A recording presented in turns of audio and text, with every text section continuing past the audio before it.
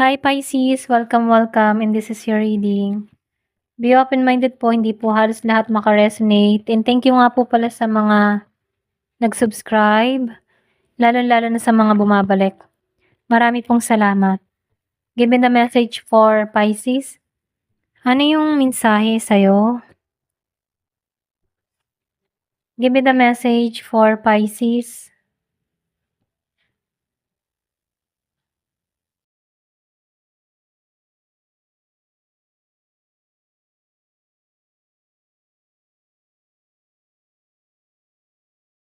So nakikita ko dito, no, meron ditong tao na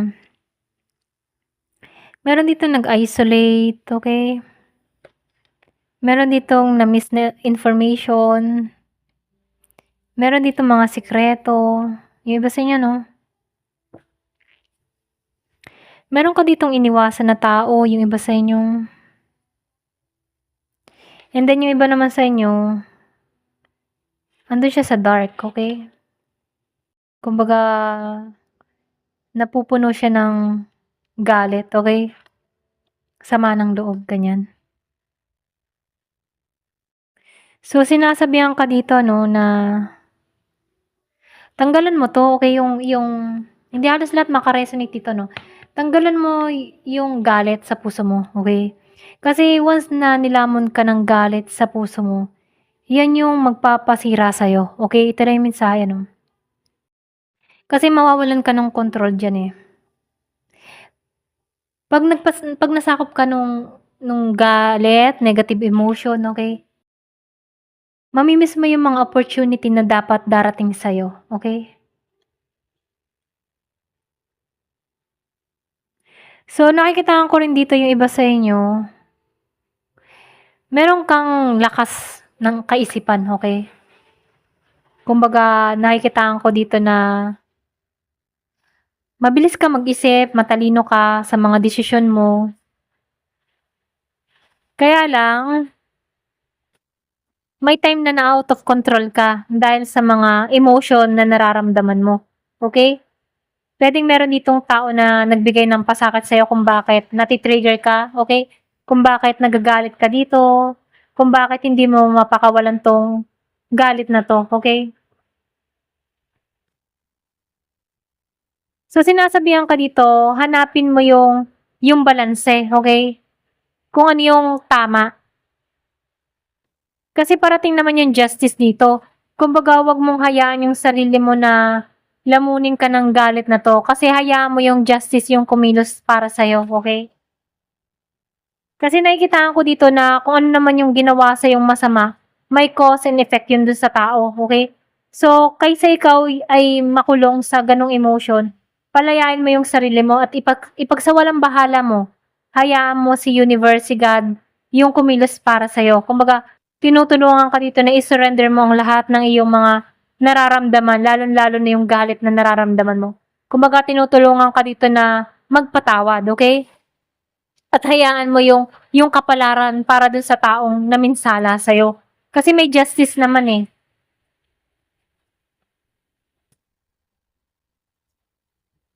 Meron ako nakikita ditong positive na pagbabago, okay? So, nakikitaan ko dito, kailangan mo mag-adjust, kailangan mo tulungan yung sarili mo. Kasi may purpose naman ang lahat kung bakit mo naranasan to, okay? So, nakikitaan ko rin dito makaka-recover ka sa sitwasyon, okay? Kailangan lang dito yung pagtanggap sa mga nangyari, okay? So, sinasabihan ka dito sa susunod na unang buwan, may panibagong direksyon na mangyayari sa'yo, okay? Ito na yung bagong simula ng cycle mo. Kaya huwag kang sumuko. Kumbaga, kailangan mo lang ditong palayain yung sarili mo sa mga emotion na galit, sama ng loob, paghihimutok, okay? Kasi ito yung kumukulong kung bakit hindi ka nagiging malaya pagdating sa emotion mo. So, sinasabihan ka dito, na kailangan mong maging maingat, okay? Lalo na sa mga intention mo, okay?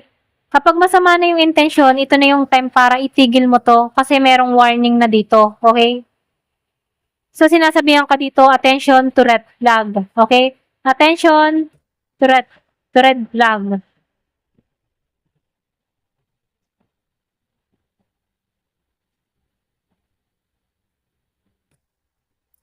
So, nakikitaan ko dito yung iba sa inyo, nawawala ng control, okay? Kumbaga, nakikitaan ko dito yung undiscipline, nagiging matigas ang ulo.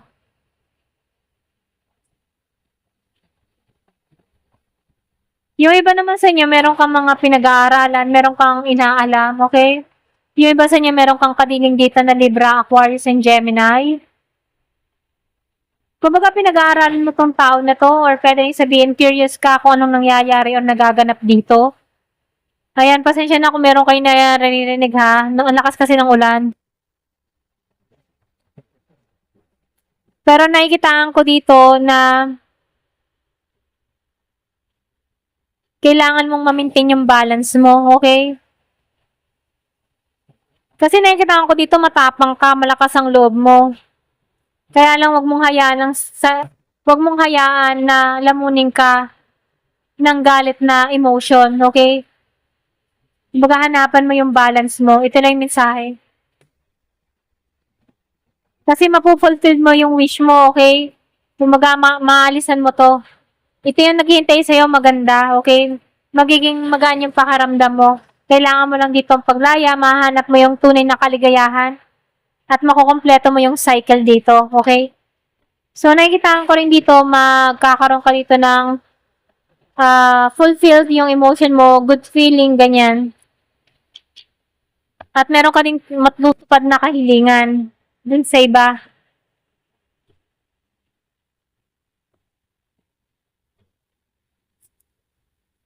So, binibigyan ka dito ng karunungan, talino, okay?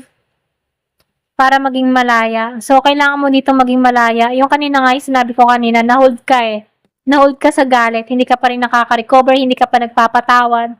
So, ito na yung time para palayain mo yung sarili mo. Kasi may red flag dito, okay? May paggising. Ginigising ka na dito. So, nakikitaan ko dito, kailangan ng pagbabago, okay? Ito na nakikita ko, tinutulak ka sa pagbabago. Ayan. Give me the message.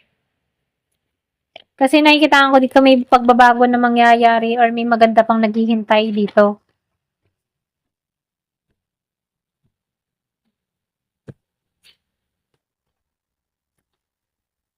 So, nakikitaan ko rin dito, no, meron dito tao na inaalam ka, okay? Kung nasan ka, or pwede rin sabihin meron ditong tao na nagkakaroon ng interest sa'yo.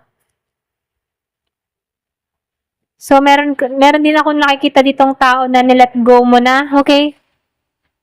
So, sinasabihan ka rin dito yung iba sa inyo, i-let go mo na yung mga masasakit na pangyayari sa nakaraan para makapasok yung bagong simula sa'yo, okay? So, may na mag-alaga ng hayop. Kasi, ang hayop din naman yung mga pet, nakakatulong to para positive yung energy na dumating sa atin, okay?